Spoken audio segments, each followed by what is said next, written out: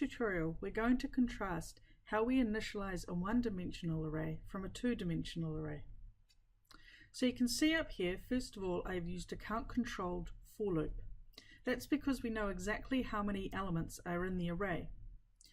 The loop counter I is set to be 0 at the beginning of in the first iteration of the loop, and it will keep repeating until it reaches and has processed the last element in the array, or the upper bound.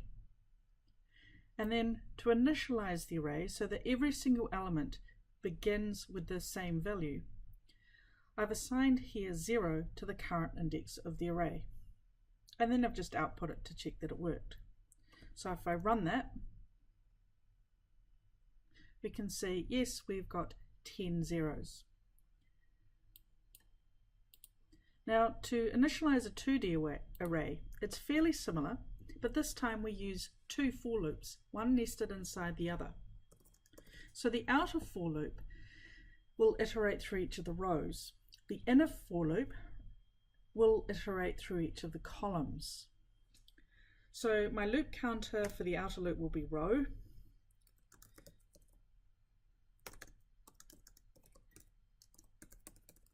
And you can see at this point, our for loop is written in pretty much the same way as a one-dimensional array. Except this time, I'm going to go comma 1.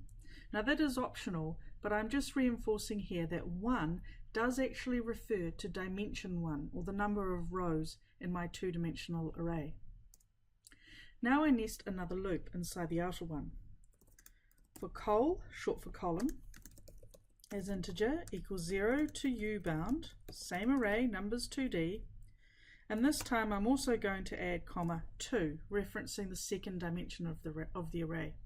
Now that dimension reference 1 and 2 is optional, but is a handy thing to have to ensure that no bugs inadvertently get into our program where we thought we were referencing the row but it was actually the column, or vice versa. And I will add, the respective loop counters there as well.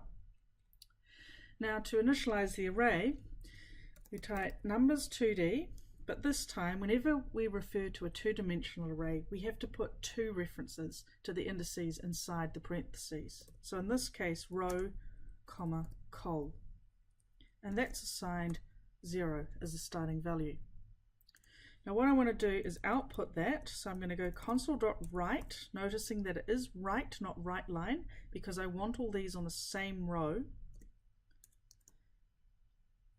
I'm going to put the output the current value where the row and the column intersect, and then I'll just concatenate a couple of spaces to that so we can distinguish the numbers when we display it. Finally, in between the two for loops, I'm going to go console.writeLine. Now that moves the pointer to the next row so that when we come back to repeat the iterations of the inner for loop, it is actually on a different row within our array. If I run this program, we see the initial 1D array here, but now we see a bit of a table of the two-dimensional array where every single element has been initialized to 0.